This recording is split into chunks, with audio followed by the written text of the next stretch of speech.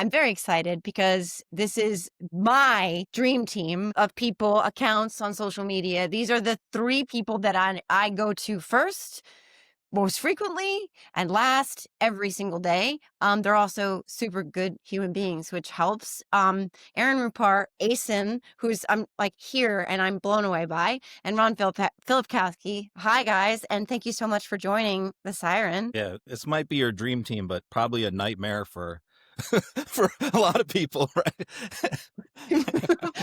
Maybe, That's but true. I bet that the 9 out of 10 left and or right, like politically active accounts, and particularly on Twitter, but more than that now, go to you guys all day long because it's what you're doing. The clips, it's most often they speak for themselves, and you guys don't put your own spin on them. Um, Sometimes you do, but not all the time. But people can repackage what you do, and video, obviously. Let's talk about that. Let's talk about what is happening with video on social media right now. Yeah, Aaron, you want Aaron, to you want to start? go? Or- Yeah. Sure.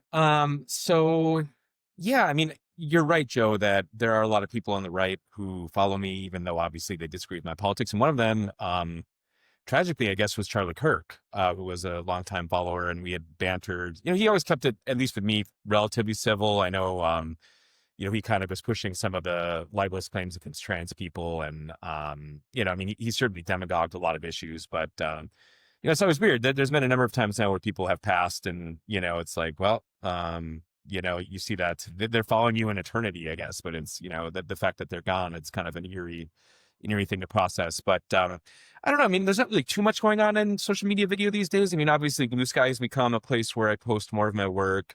And, it seems like Threads has actually rolled out some cool, like, reposting video features. And, I notice a little more engagement and kind of circulation of videos on there than was the case like a year or two ago. But, obviously it's a target-rich environment with Trump. I mean, just today, a couple hours before we were chatting, he was at a 9/11 commemoration event and didn't look to be doing that great. His mouth was kind of drooping and it looked like he was having a hard time keeping eyes open. So every day is a new adventure, and clips like that obviously spread far and wide. But it's kind of exhausting because it's usually not very fun stuff to clip in terms of it's good content but bad for our democracy, as I think Darren Rovell once infamously tweeted.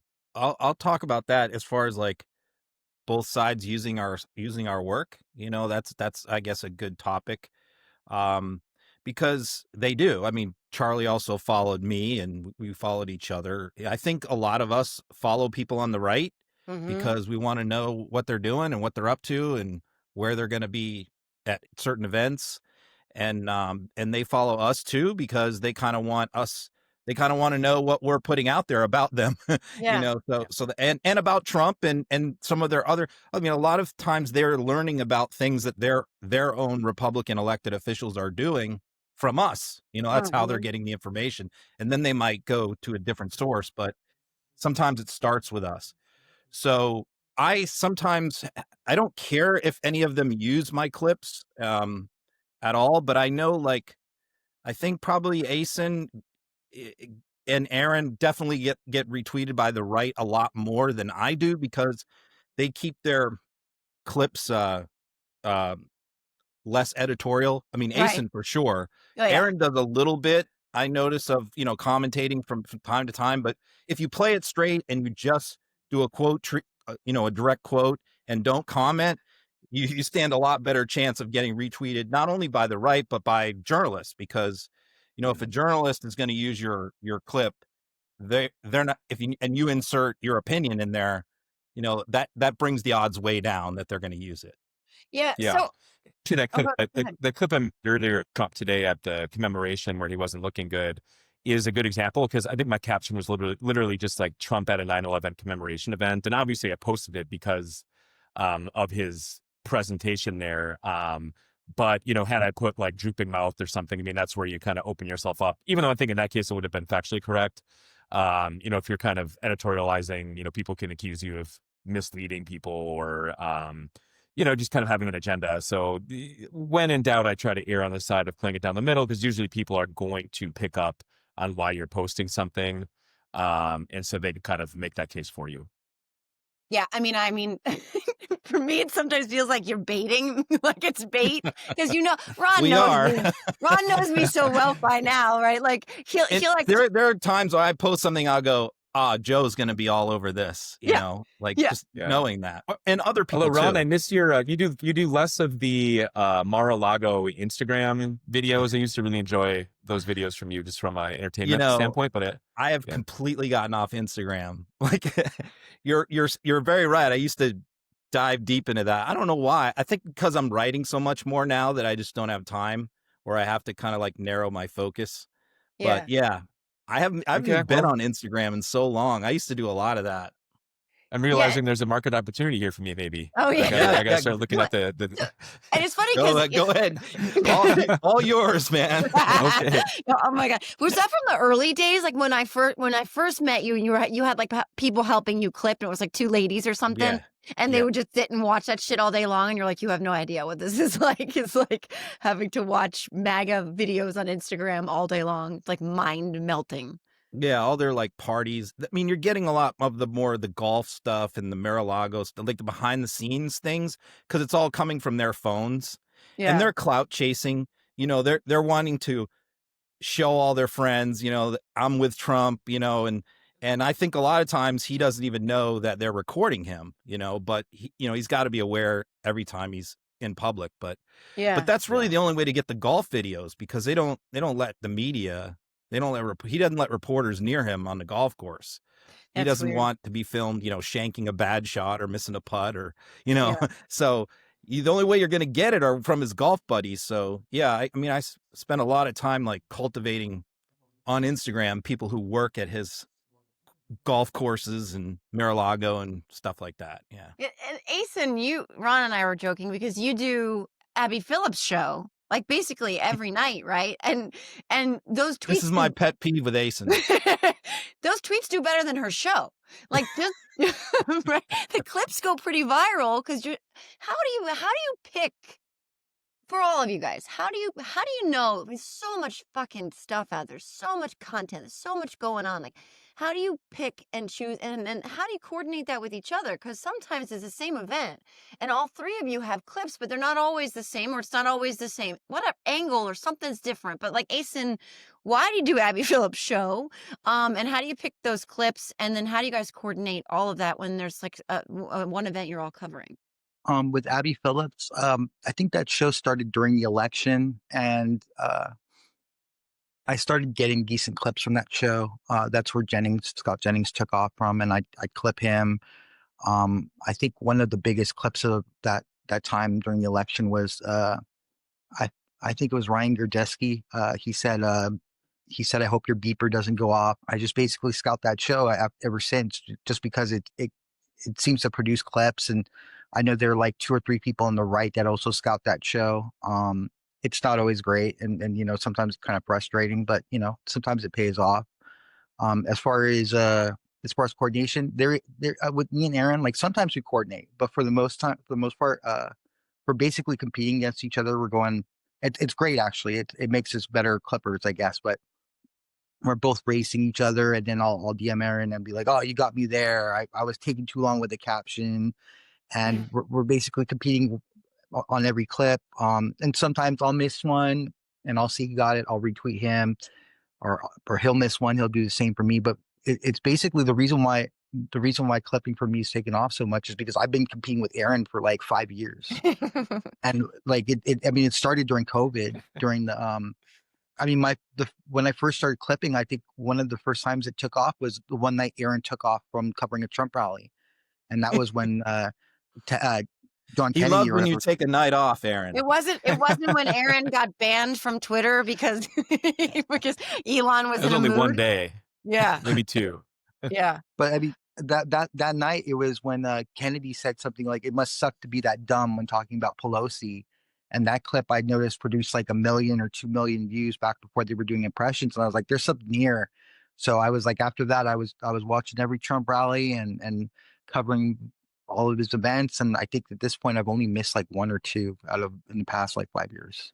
The thing I marvel at, I don't really watch news anymore. I don't watch CNN. I sometimes listen on my Alexa device, but I get my clips, my news clips from you guys, right? So I know it's shocking to me how you do this. This is what I need to know. I know you're going to get the clips up for this event so fast that there's not going to be any lag time where I'm like, oh shit, all my friends are ahead of me because they're watching this happen on CNN. How the hell do you do that? Like, how do you get the clips up in the midst of the thing still unfolding while still watching the thing that's unfolding to know what to clip next? How do you do that, Aaron? How do you do that? I don't understand it.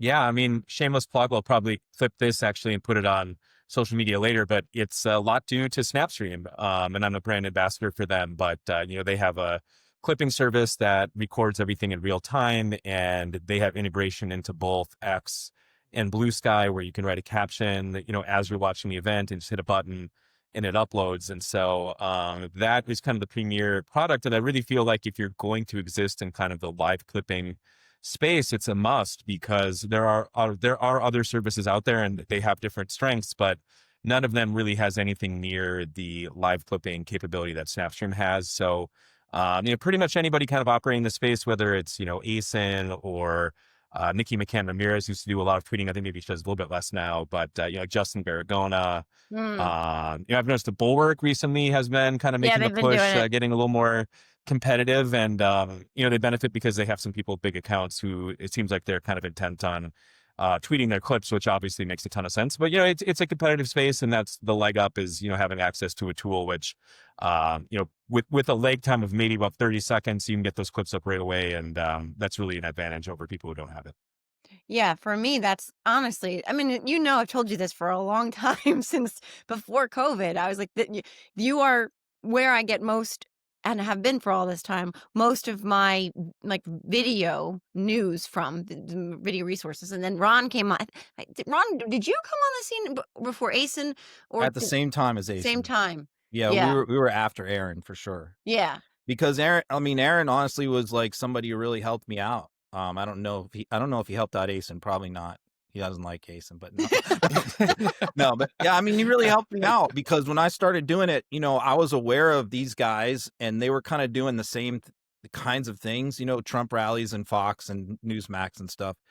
So honestly, I didn't really want to step on their toes, so I tried to go into like other areas, like the podcasters or OAN or and honestly, some of the best content, it was better content over there, because they say crazier shit on some of these podcasts than they're on their best. I noticed that, like, a Burchett would go on a podcast and say some wild stuff about UFOs or something. Then he'd go on Fox and he'd be on his best behavior and tone it down. And I'm like, I'm getting better stuff off the podcast, So, what happened was Aaron started, retweeting my stuff a lot, during that time period, him and a few other people, because I think he was, recognizing that I was like getting similar stuff, but from different places than him.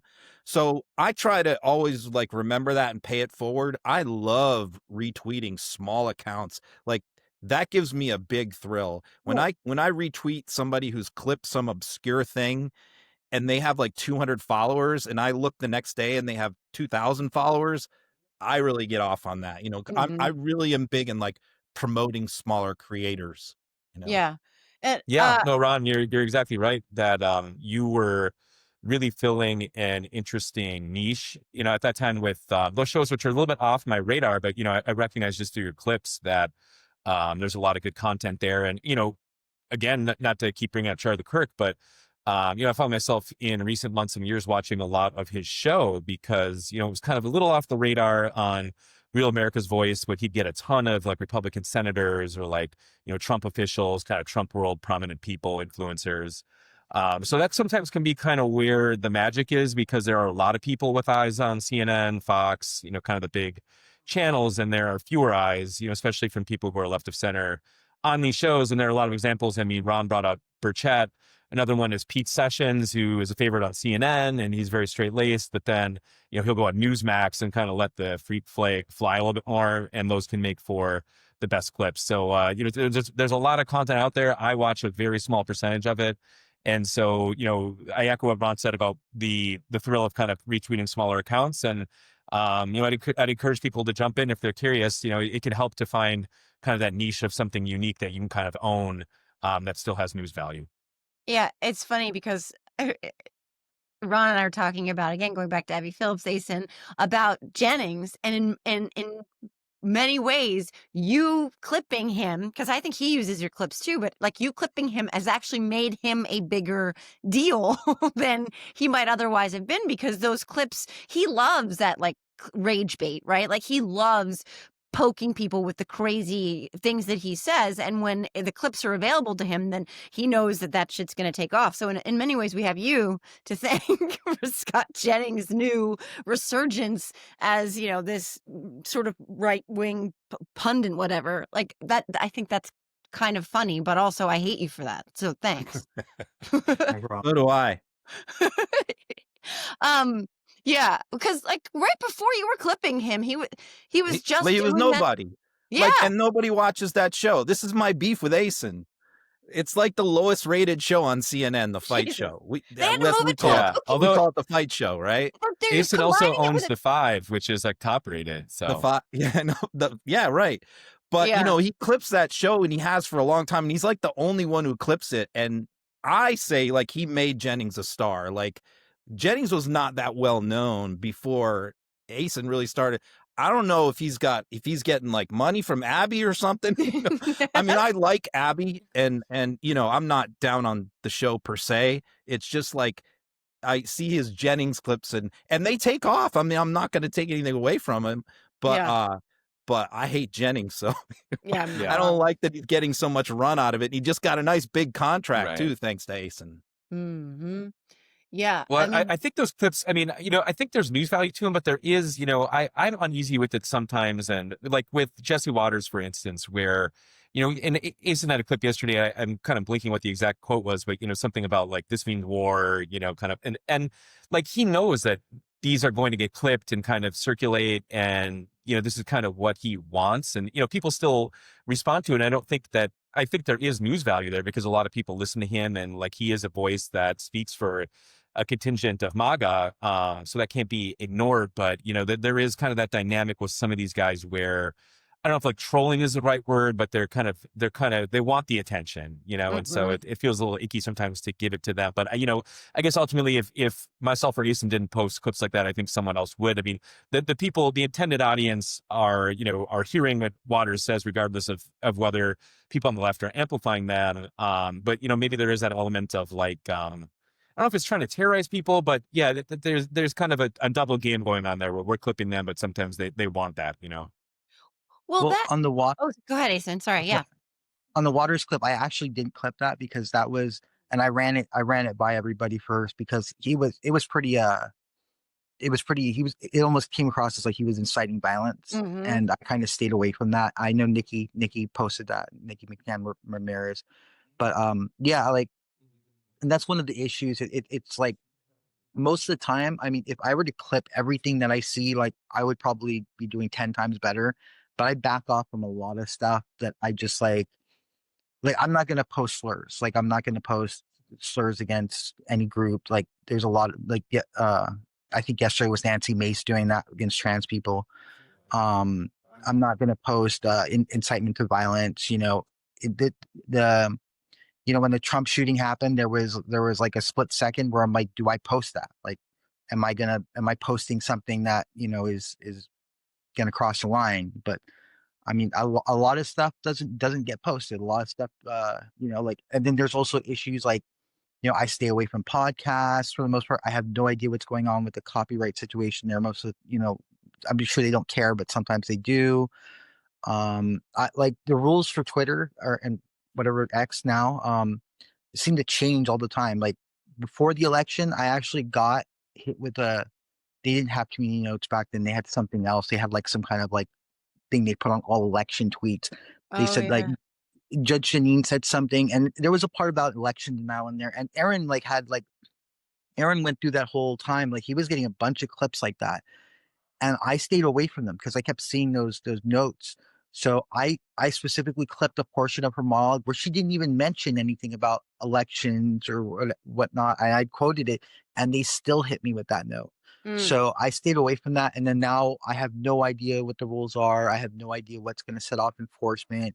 So I totally stay from anything. Like there's no clear outline of what's getting forced. And there was no clear outline before either. So it's just it kind of like I stay away from stuff that, I think may have an issue. Yeah. And yesterday was a really interesting day in this respect with the Charlie Kirk killing, because like, I mean, the videos of that were, the second one, which was closer up, was like one of the worst things I've ever seen. And yet, like when I pulled up my timeline throughout the day, like that stuff was getting pushed into my For You, like every new video, because obviously I was curious from like a news standpoint to figure out what was going on. Of course, that there was the video of the guy on the roof, and other kind of like videos from the scene, which, possibly showed this year, like showed different angles of what happened. And that obviously doesn't do good things to people when you watch a lot of videos like that. And, there really probably should be better controls on X to like have people opt in or something. Cause like I could imagine like my spouse or like other people in my life who aren't super politically engaged, like seeing that stuff and, having to go to see a therapist or something after that. I mean, it's just brutal. Yeah, I that would. yeah. Sorry, go ahead, Ron. Well, I want to speak to the Kirk thing too, because there was so much false stuff being put out, and there is still today, mostly from the right. I know the three of us, like we really don't want to ever put out anything that's fake or phony or false or misleading.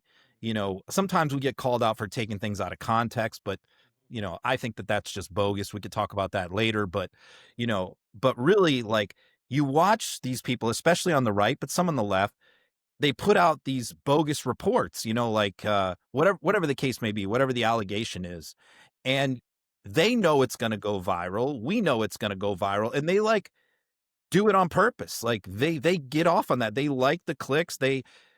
And we know, looking at something that we see, like we know, oh, this would get 1 million clicks if we put it out, but it doesn't look right. It's suspicious. It's fishy. Like, so I know the three of us will all not go forward with that. We're not going to put out something unless we're sure it's accurate and correct. Now, sometimes we get fooled. That happens, but it doesn't happen a lot. And if we do get fooled, we immediately take it down and apologize, whereas they don't do that. So there's also, a lot of self-policing on our part. I mean, I would be mortified if I put out something that turned out to be fake, and deeply embarrassed. But I feel like for a lot of people who do this, there's no sense of shame or anything if they put out something that's not correct, No, I Yeah, don't well, know if you especially guys. with the monetization, I think makes that worse too. Yeah. Did you guys see that video that went viral that none of you posted? Because all of you probably knew what it was actually from, where Marge was supposedly putting up a poster outside of her Yeah. office that Well, had. AI is talk about Yeah. that. Yeah. Yeah. So yeah. That actually, that's a guy that he changes his name all the time because he keeps getting banned. But it's I think that came from Politics or whatever his name is, Tom Oh, Adelbach or whatever. Because yeah. I've seen him use it's an After Effects like template or something where he's able to change that she's putting something else up. I think it was like an anti-trans thing It she was was. putting up on, Yeah. and he switches it every time to something different. So the second I saw it, you could see the way her hands are edited in with the sign. But people on our side, lots and lots and lots, even the Tennessee Holler, who I usually think is usually gets it right. They were posting that video because Marge had been standing with the survivors, and so it made sense-ish. But the second I saw it, I remembered that what it was there's only two genders or something like that, and it was outside of one of her colleagues' office whose daughter was trans. But I saw that clip on at least 20 accounts that I follow, and I was like, y'all, this is fake. So AI, what do you do out there now with AI? Because like everyone was saying Trump's address last night was AI, and I was like, I don't know, is this AI? It But was AI, edited. It was edited. yeah. Yeah. But how is Very AI poorly threatening edited. what you do? Like, and that feels kind of like scary territory, slippery slope shit.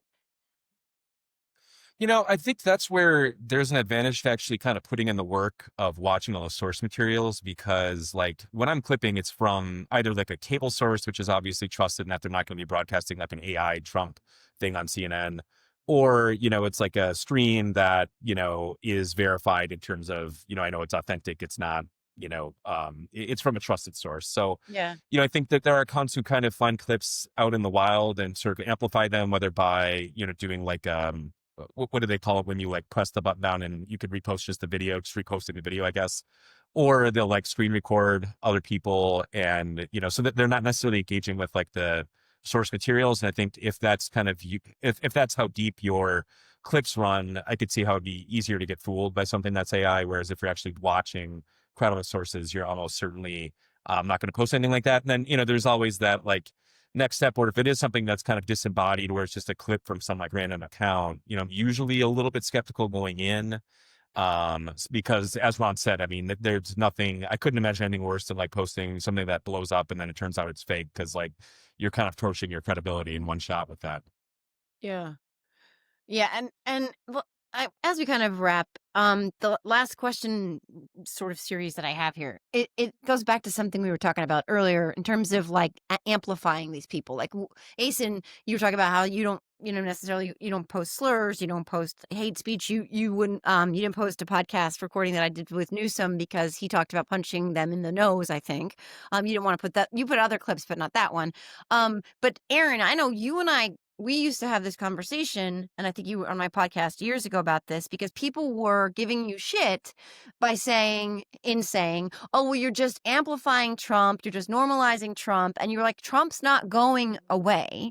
So, but like, do you still get shit? Do you guys get any shit for any of that? I certainly wouldn't give it to you, but do people say, you're just amplifying him, normalizing this, normalizing that, etc.? Yeah, all the time.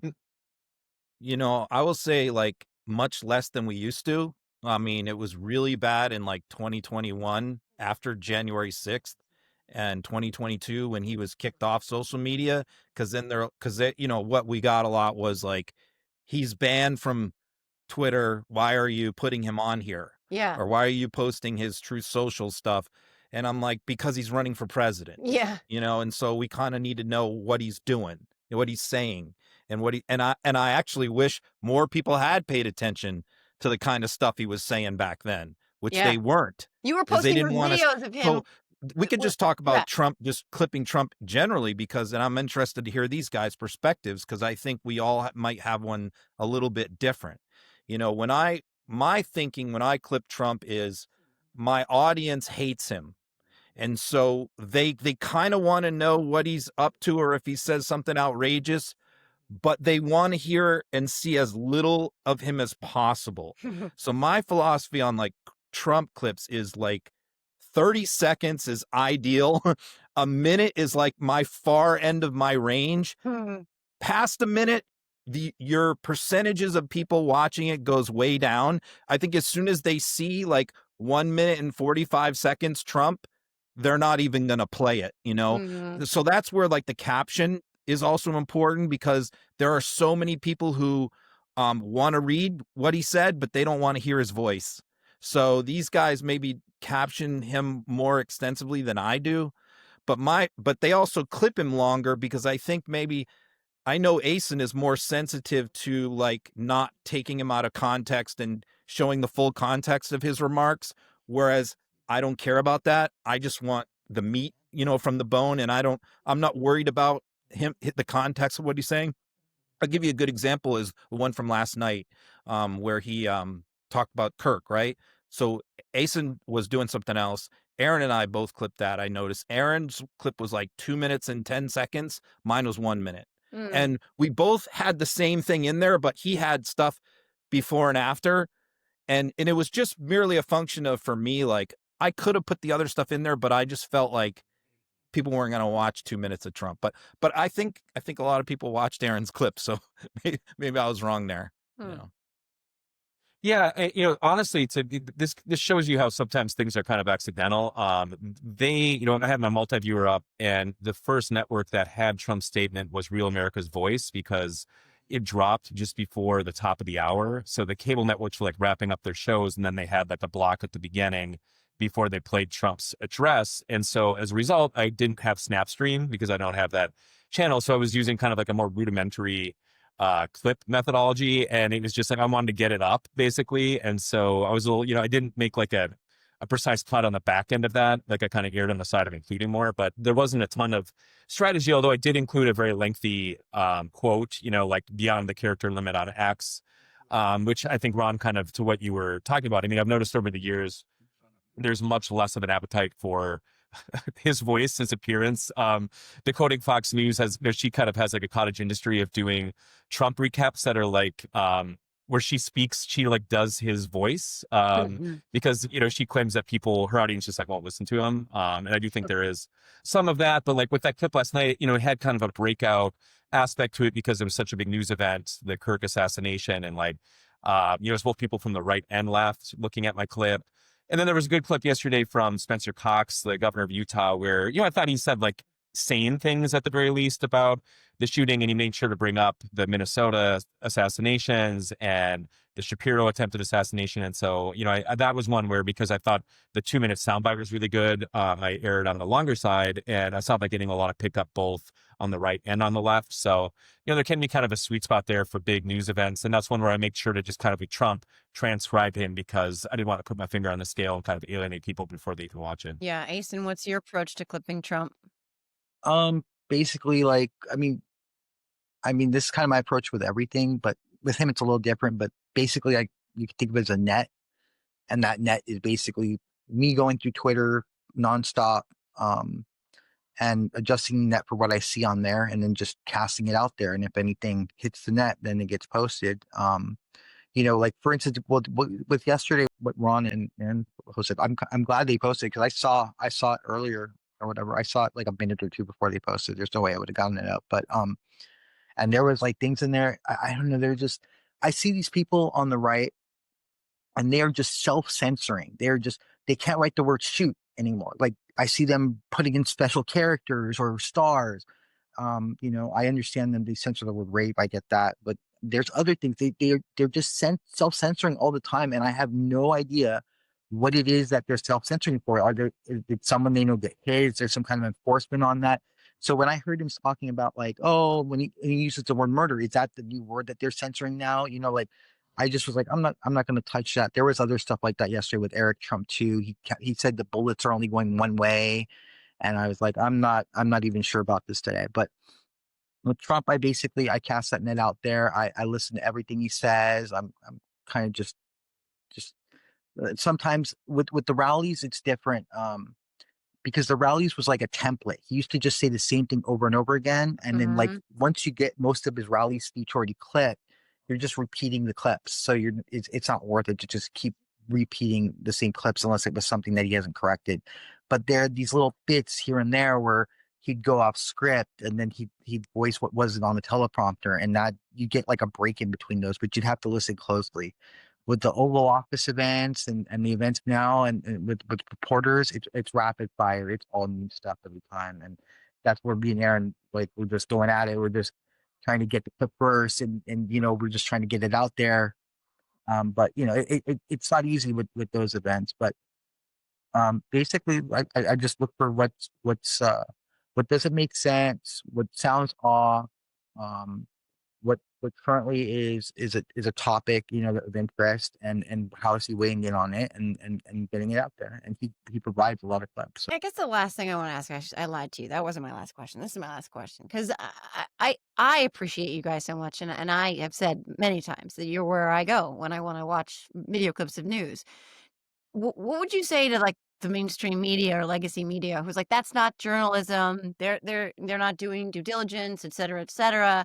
This is where a lot of people are going now, predominantly, I would say, is to accounts like yours, and then secondary to accounts like mine that are tweeting and resharing stuff like yours. But like, what do you say both to why you have a real function, and why you don't have to go too hard on legacy media, but like why they shouldn't be giving you guys shit, and they should actually be leaning into what you're doing more and more, I would say.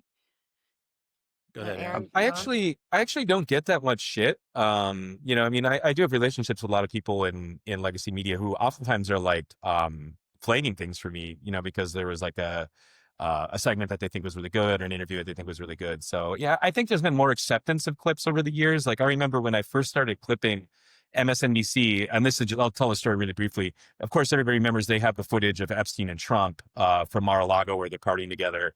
And they debuted that on a Morning Joe. It must have been like 2019, possibly like early in the year. And MSNBC had like a digital producer who, posted the clip from Morning Show, who was immediately in my DMs, like kind of threatening, like, this is our footage. We're going to get lawyers involved. And they contacted people at Vox where like it became like a big thing. It was like, oh my God. Mm. And I ended up, I think I was on like, I was on kind of like double secret probation. It wasn't like, they just told me to like kind of lay off the MSNBC clips for a while. But I feel like that mentality is kind of a thing of the past now. Because, I think it's kind of promoting their stuff in most instances. And, I guess maybe maybe a conversation for another time in terms of like, does that cut into their audience because people are just consuming clips and not the real thing? But I think especially if you're like an anchor and you're doing these interviews, like there's kind of a pride in your work. And if you think it's something that you want to be out there, I think that's where people like myself, Acyn, and Ron come in to kind of help spread that and get the word out. Maybe people will tune in the next time. Yeah.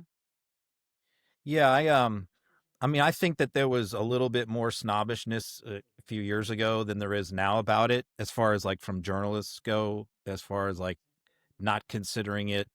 I think I think a lot of them didn't consider there to be any skill or art involved in it. They just thought it was like a robotic exercise that we're just watching shows and rallies and just cranking out clips, and there's no journalism involved, right? There's no discernment. There's no editorial judgment.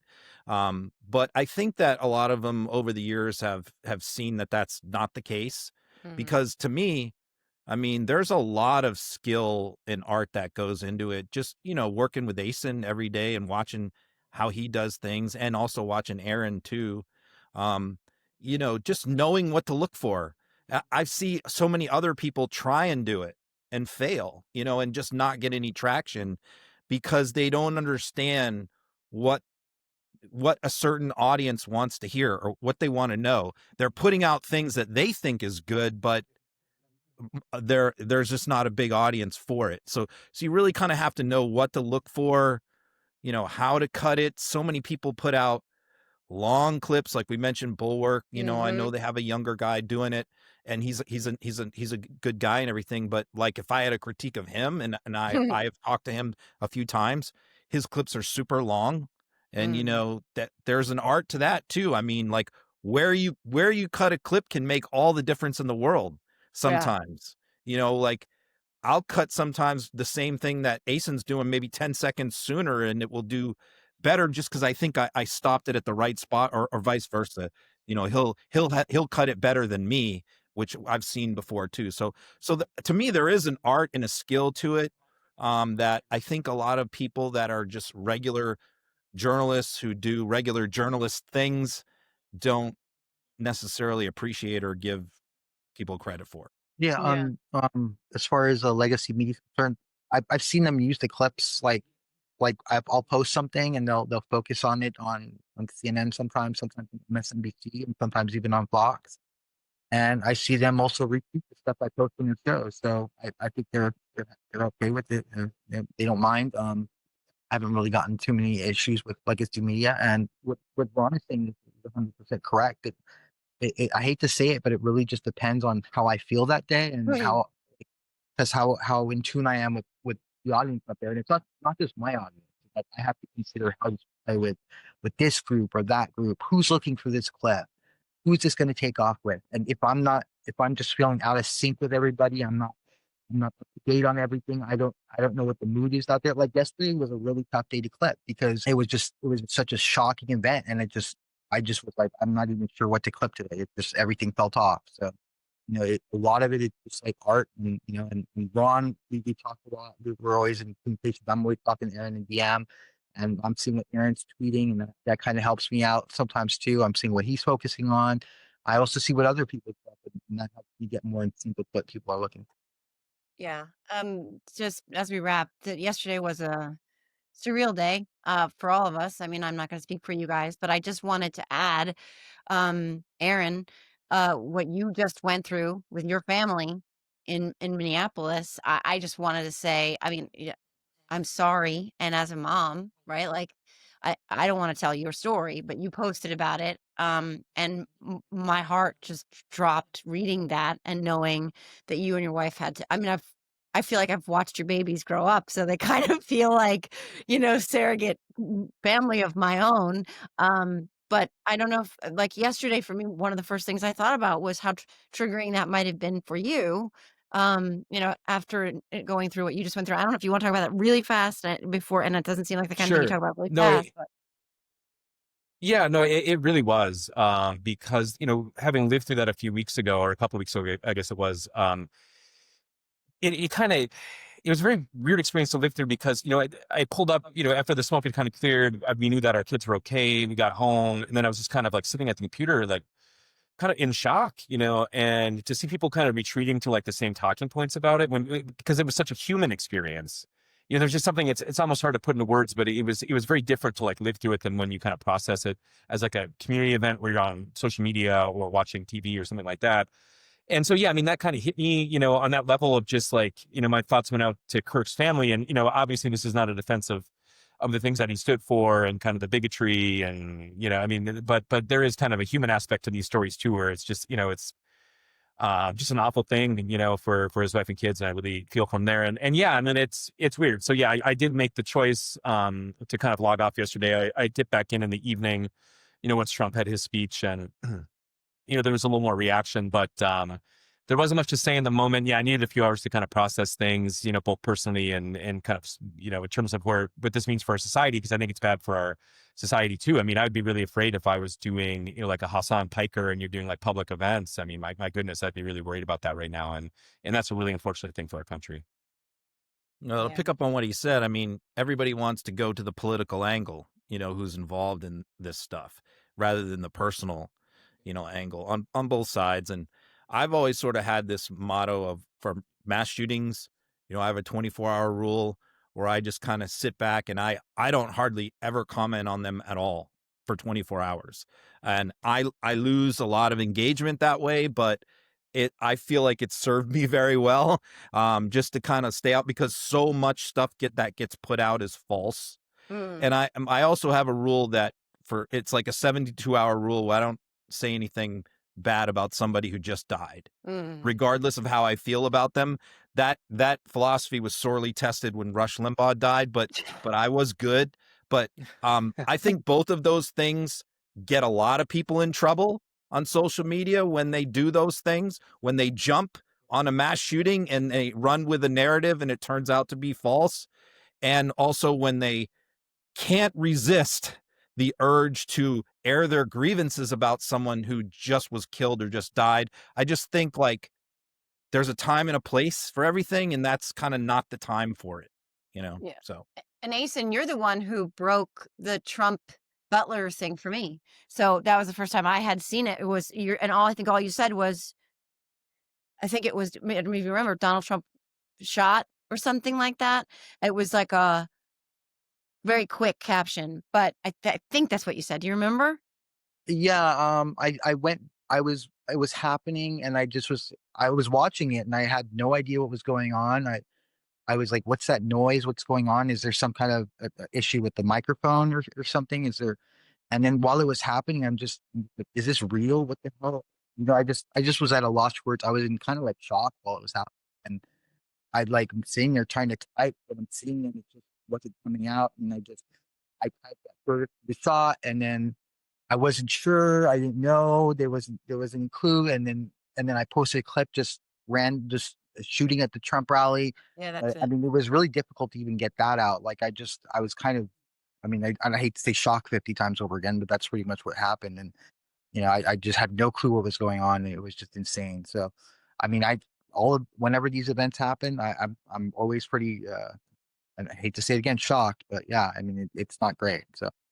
Well, I've kept you guys much longer than I said I would. And I want you to know that, as you guys know, I personally thank you so much because I don't know how you sleep. I don't know how you ever rest. I don't know when you do because you're always on. You're always putting these things out there for people like me to be informed and also engage with and then to share with my audience.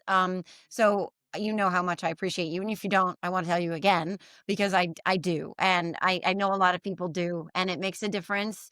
And you're very careful at making sure that what you're putting out there is legit. And that also makes a huge difference. And I want you to know that I appreciate that too. And I'm so glad you guys got to join me together.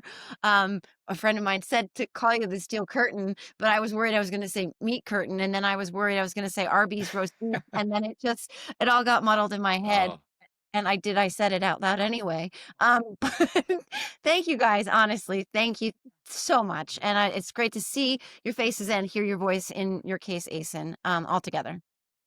Thanks. I want to thank you too, Joe, because sometimes, like, I know for all of us, maybe some of our clips are a little bit slow, and then you chime in with a great reply and it takes off. I mean, that's happened to yeah. me many times. So, a lot of what we do is like dependent on people like you too. Well, you Yeah. guys, you set Yeah, me thanks, up. Joe. Thanks a lot. And I was heartened to see your interview with Gavin from a couple weeks back. I'm sure you noticed as well that got I saw that clip on Fox at least like a half dozen times. So Yeah. I'm sure that was some good promotion for you. And so keep up the good work. And Thanks. thanks for having us. It's always good to see people in person, or I guess through Zoom, but as close as we'll probably get to being in person until Ron. I guess last time I saw you in person was at the Biden White House. So maybe 2029 we'll see. Maybe if it's Maybe Gavin, we'll we'll all get be there back together. there. So Well, that's where I saw you last, Aaron, too. I think we were there together twice. yes, I think once when you had only one child, and then I think once when your son had just been born. But yeah, let's put a pin in a Newsom White House reunion, maybe. Yeah, thanks guys, and thanks for setting me up so well, because like what Ron knows, he can't say anything about their tits and asses and their plastic surgery, but I can, and I'm going to every fucking time. And Aaron, you may not have known this, but when you posted that clip about Trump and didn't say a word, I was like, well, that's a layup. I'm going to take that one. So it looked like he had a stroke, see, whatever. But thanks, guys. that's Thanks so teamwork. much for joining me on the Siren podcast. I hope to talk to all of you again really soon. I'm sure you'll be seeing me clip you or share your clips all day long, as always.